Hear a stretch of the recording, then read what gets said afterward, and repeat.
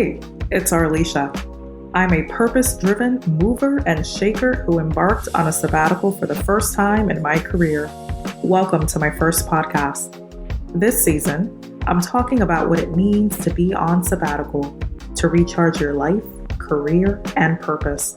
Throughout each episode, I'll share gems and insights experienced from my first sabbatical journey in the hopes it'll inspire you to harmonize your life and ambitions. Let's get into it.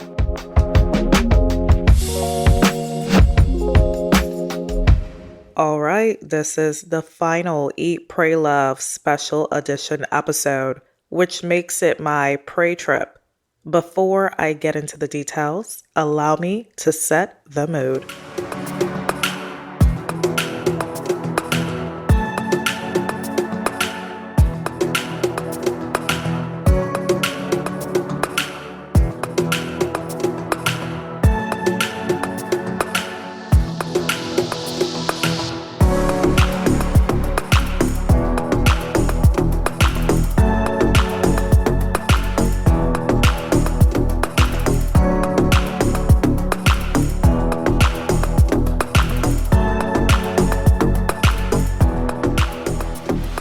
I came to Costa Rica to pray, and pray I did. Costa Rica gave me exactly what I needed for this portion of my Eat, Pray, Love era. It's hard to portray the true essence of what I experienced, but I will try my best.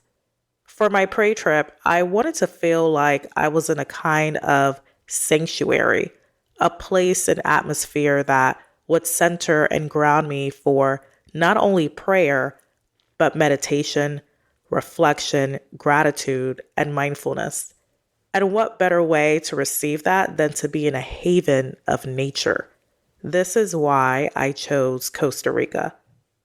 I'm talking lush rainforest, exotic wildlife, majestic waterfalls, jungles, rainforests, mountains, volcanoes, and much more. It was an unforgettable escapade. So much so that it's the first trip that I've ever experienced trip sickness. Have you ever felt that? It's like being homesick, missing the experience that you had while away at a certain destination. It's almost like a feeling of sadness that comes over you when you look around and it hits you that you're not in that place anymore. If you've ever experienced this, you've got to send me a note and let me know how you made it through.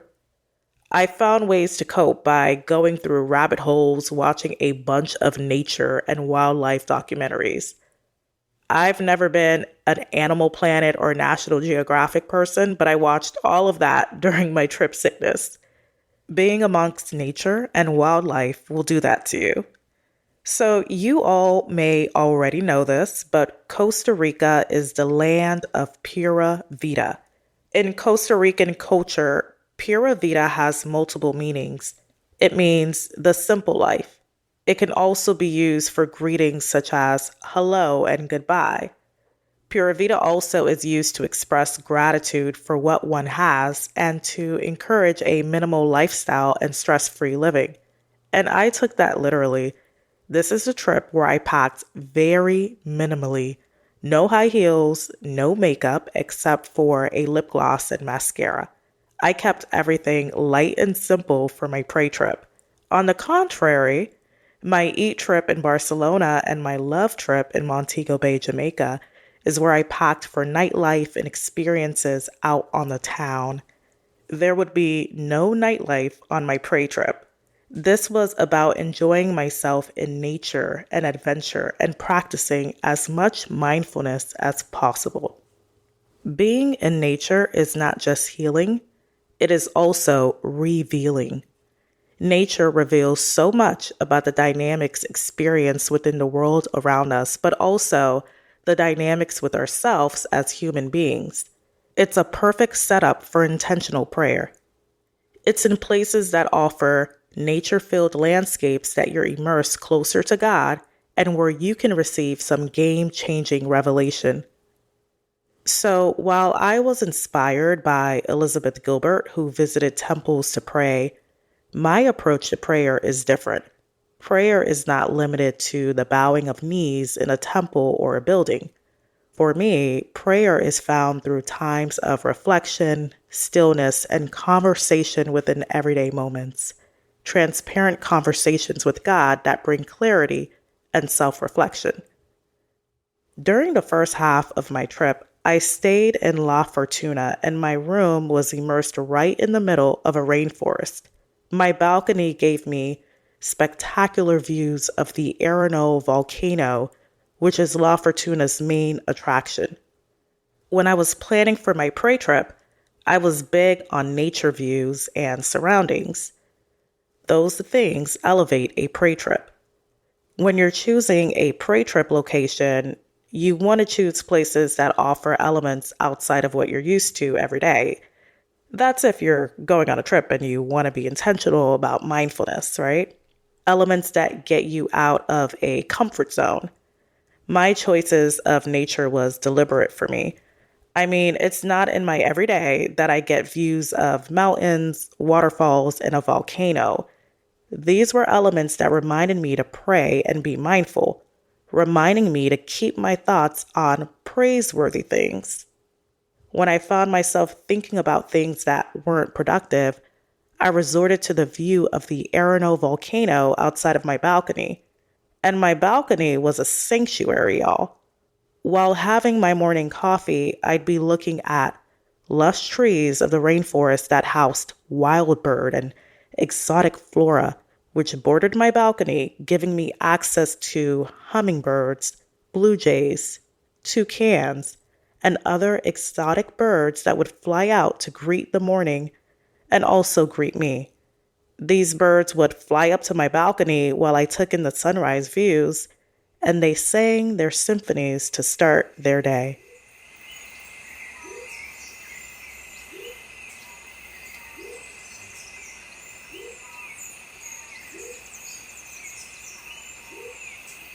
One of my favorite daily activities was found in the earlier parts of my day.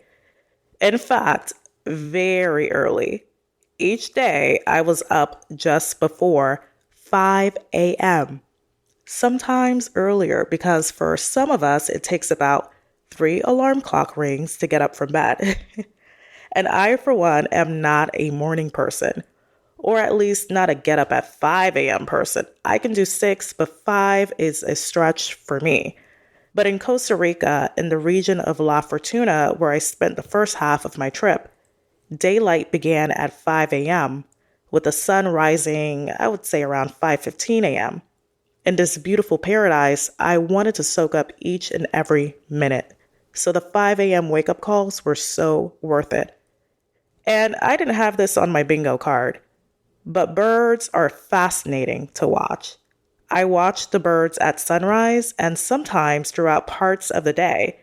And at dawn, I'd watch as they say goodbye to their day before the nocturnal species took over at night in the rainforest. That's a sight to see. It's like witnessing nature's changing of the guards. Every bird species has their own characteristics, and for the most part, they stay in their lane. They don't try to be like the next bird that sits atop the tree branch next to them. The woodpecker is going to peck, and the hummingbird is going to hum and flutter those beautiful, colorful wings. And as long as they have an abundance of food in the form of fruit on the trees and insects that fly around them, they just mind their business and they focus on mating all day. In today's society, there's a saying that applies a negative connotation to the idea of being a bird, mostly targeted towards a woman who acts in a certain kind of a way for male attention. But I will say that we should all be birds. While bird watching was more about checking out the dozens of wild bird species present in La Fortuna, it was also a reminder of what operating in purpose looks like. I also appreciated watching the patterns and rhythm flows of these birds, too. Be a bird, mind your business, and catch your butterfly. That's a gem. As a city woman, this rainforest activity is so rare to me. As hummingbirds greeted me on my balcony, I would take in their sight with awe. This was a joy to start the day with. To be fully present and maximize this experience for myself every single day, I did something I never do while on vacation or on a trip. I went to bed every night at an early bedtime of 9:45 p.m. local time, which if you get technical with it, that's 11:45 p.m. Eastern time, so it wasn't too far off from my usual bedtime. But every day, I wanted to ensure I got my 7 hours of sleep so that at 5 a.m., I wasn't sluggish and I made it for my morning rituals of the rainforest at sunrise and for my morning prayers and meditations to start the day.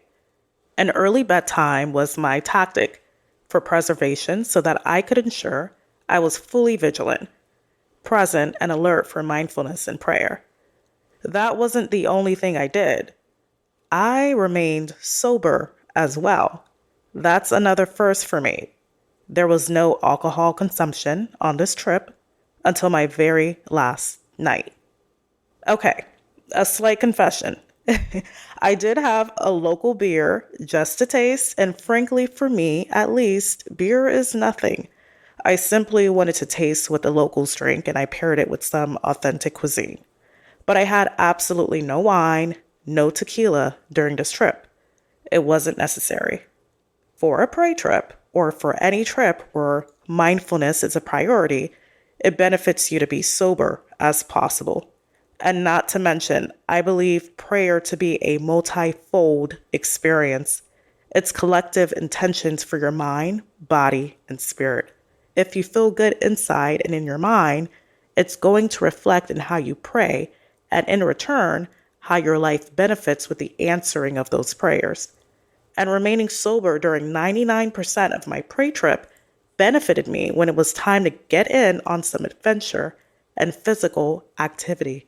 And being sober helped me welcome in my greatest lesson, which came during a time of physical activity while hiking on those trails to majestic waterfalls.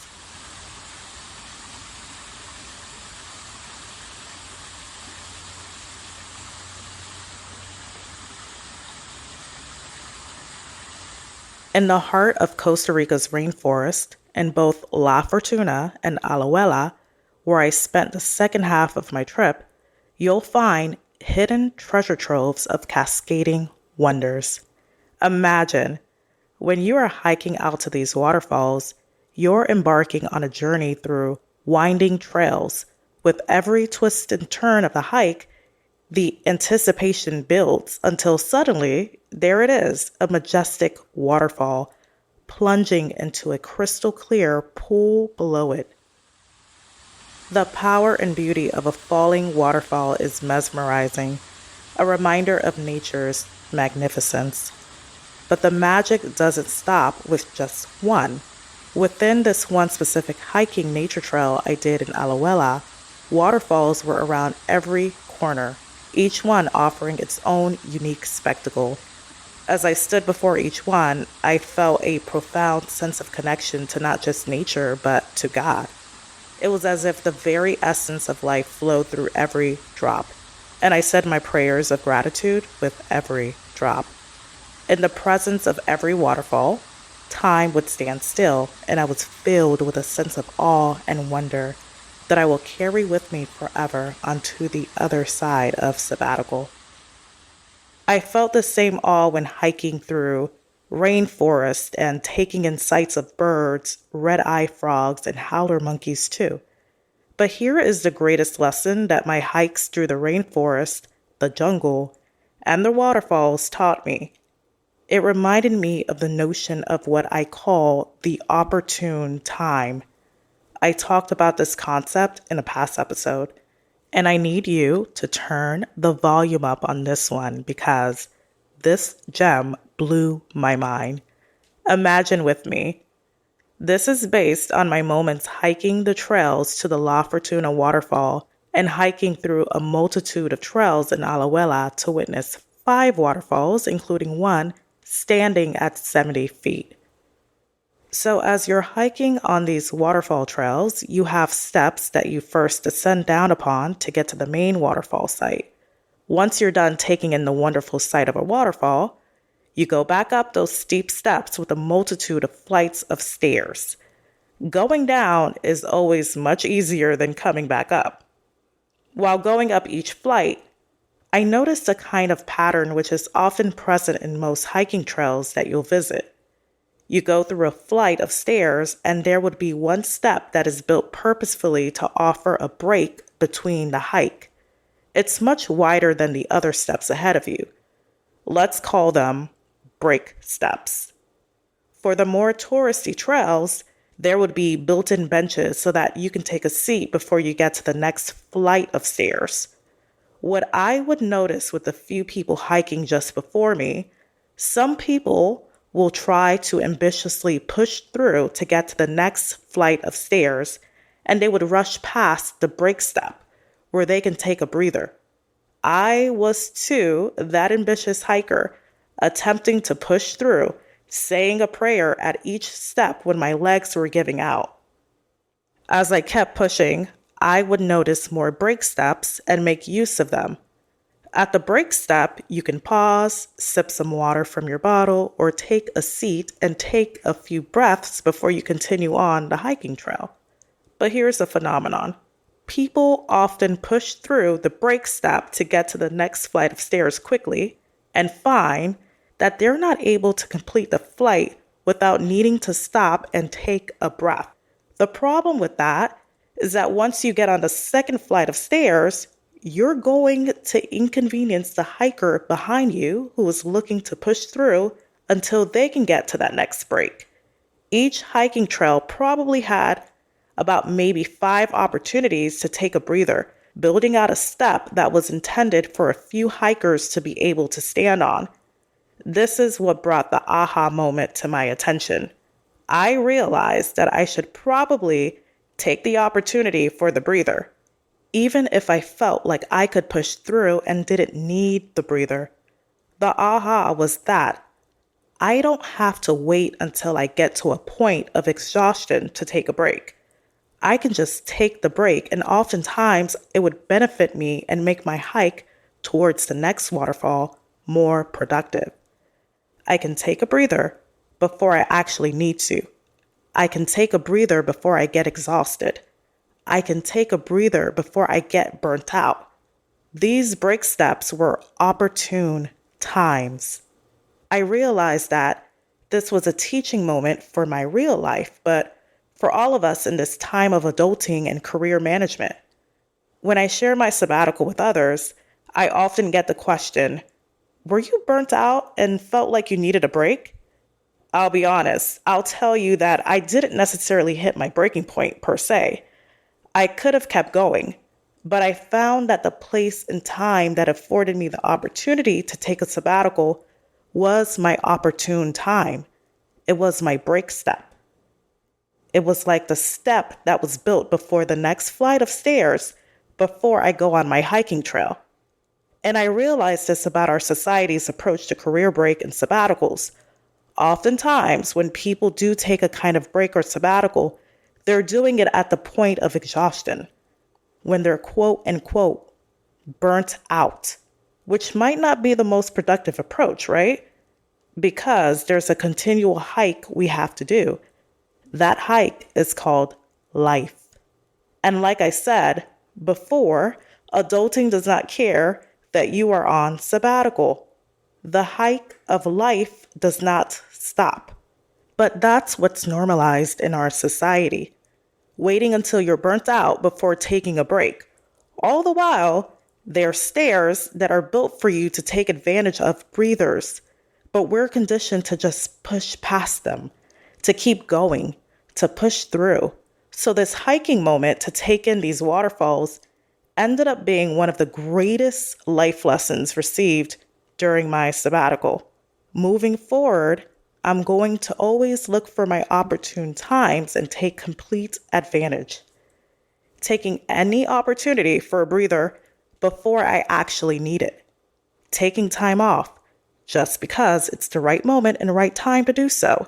and not because I can't physically afford to take just one more step. Whew, what a lesson. And y'all, that was my prey trip. There's so much more I could share. The journeys into the heart of the rainforest, its cascading waterfalls, its beautiful wildlife, all of its beautiful botanical gardens of flowers, powerful mountains and volcanoes, has not only left me spellbound, but has also enlightened me to the boundless beauty and power of our planet and the Most High who created our universe. Here's a recap of the gems. Keep your thoughts on praiseworthy things. This is inspired by a Bible verse in Philippians 4:8.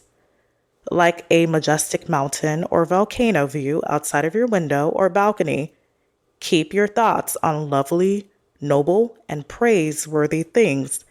Get out of the doom and gloom of life. Number 2, be a bird. Mind your business. Catch your butterfly or worm and purposefully stay in your lane. Number 3, stay sober.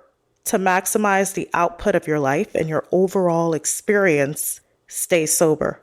Sunrises of life are beautiful, but if you're too sluggish, you won't receive them properly. And lastly, take advantage of the break step. Take the break before you hit the point of burnout. Life will always offer you an opportune time. Costa Rica was the perfect way to cap out my Eat, Pray, Love era. I hope you'll be able to apply the gems from each trip into your daily lives and worlds. I have so much more I can say about my Eat, Pray, Love experiences, and perhaps in another episode, I could answer questions you might have about how to plan for your very own experience. So if that is you, if you have questions or any career-related questions, you can send me an email at the email listed in the description. And while this was my last trip, we are not done yet. My sabbatical was beautifully jam-packed, so I have much more gems to share. So continue to stay tuned. Until next time, I am sincerely yours, Arlesha.